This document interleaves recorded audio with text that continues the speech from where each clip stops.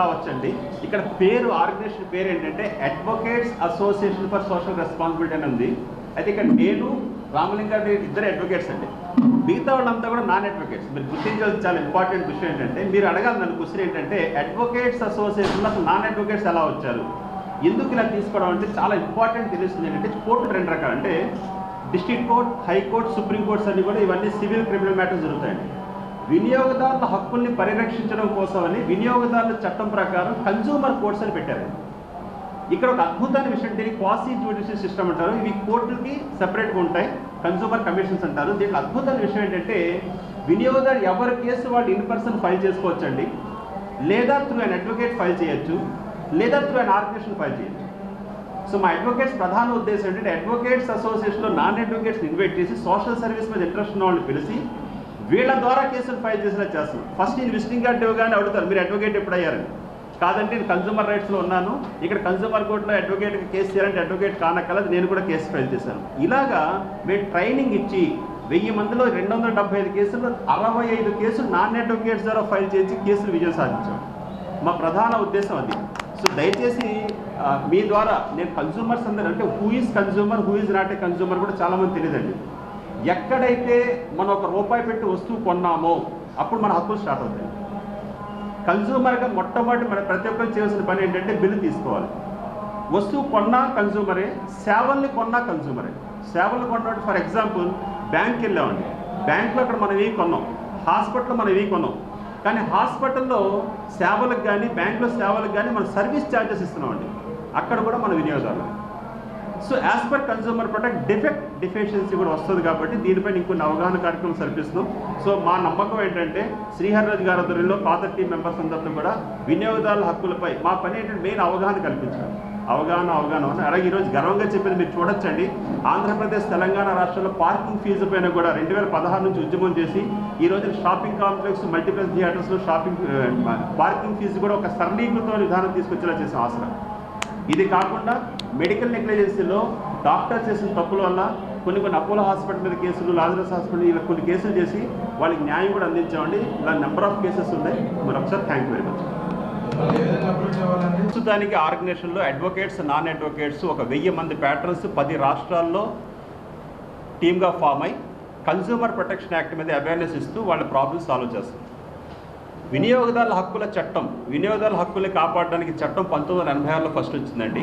చట్టం వచ్చి 39 సంవత్సరాలు అవుతున్నా ఈ రోజు దాకా వినియోగదారులు అసలు ఎవరు వినియోగదారులు వాళ్ళు తెలియదు, వినియోగదారుడికి ప్రాబ్లం వచ్చినప్పుడు ఎక్కడ చెప్పుకోవాలో తెలియదు.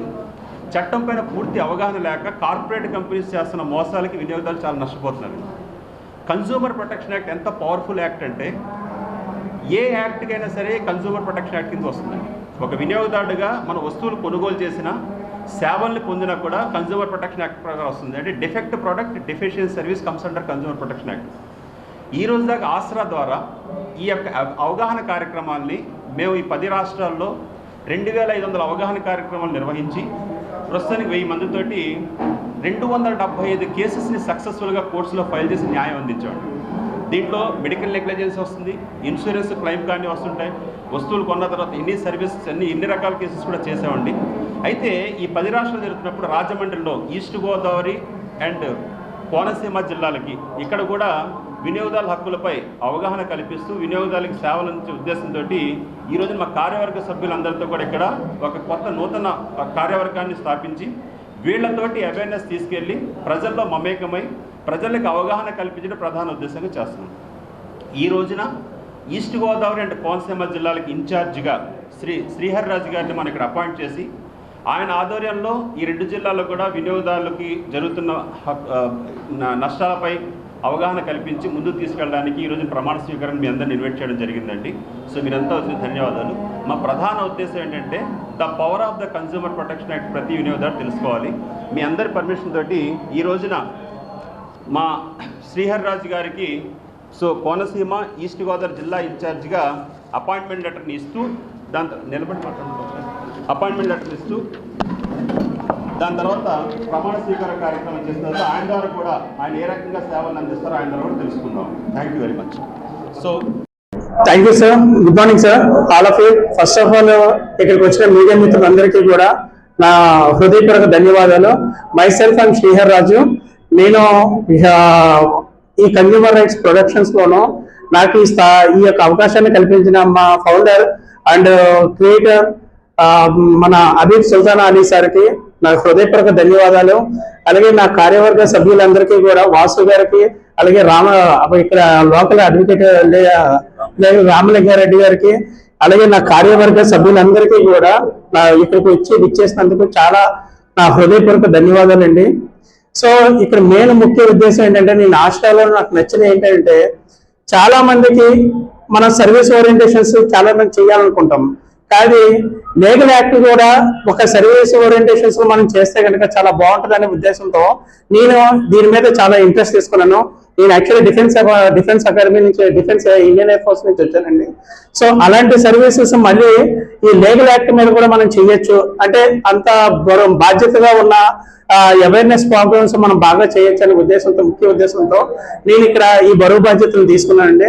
అలాగే మెయిన్ ఏంటంటే నాకు ఇక్కడ మంచి ఆపర్చునిటీ ఏంటంటే, ఈస్ట్ గోదావరి కోనసీమ జిల్లాల్లోనూ చాలా మందికి ఏంటంటే కన్జ్యూమర్ యాక్ట్ గురించి ఎవరికి కూడా అవగాహన కొద్దిగా అనేది ఉంది. దానికి ఫుల్ ఫ్లెడ్జ్డ్ గా మంచి నాలెడ్జ్ తోనూ వాళ్ళకి అవగాహన సదస్సు చేద్దామని ముఖ్య ఉద్దేశంతోనూ నేను ఈస్ట్ గోదావరి కోనసీమ జిల్లాలకి ముఖ్య ఇన్ఛార్జ్ గా తీసుకోవడం అనేది నా హృదయపూర్వక, ఇది నాకు ఒక అదృష్ట భావంగా నేను భావించుకుంటూ ముందుకెళ్దాం అనుకుంటున్నాను. మీ అందరి సమక్షాన, అలాగే రాజమండ్రి ప్రజలందరి యొక్క సపోర్ట్ వల్ల నేను ఇంకా మంచి అవగాహన సదస్సులు ఎక్కువ ఇవ్వాలని, అలాగే కన్జ్యూమర్ యాక్ట్స్ ప్రొడక్షన్ గురించి బాగా ఎలివేట్ చేయాలని, అలాగే ప్రతి కాలేజెస్ లోను కానీ, స్కూల్స్ లో కానీ పిల్లలకి చాలా మంచి అవేర్నెస్ ప్రోగ్రామ్స్ చేయాలని నేను చాలా ఇంటెన్షన్తో నేను ముందుకు వస్తాను. నాకు సపోర్ట్ చేస్తున్న నా కార్యవర్గ రాజమండ్రి, ఈస్ట్ గోదావరి, కోనసీమ కార్యవర్గ సభ్యులందరికీ కూడా నా హృదయపూర్వక ధన్యవాదాలు. అలాగే ఈ యొక్క వేదికను మీకు ప్రసాదించినందుకు నా అబీబ్ సుల్తానా అలీ సార్కి నా హృదయపూర్వక ధన్యవాదాలు.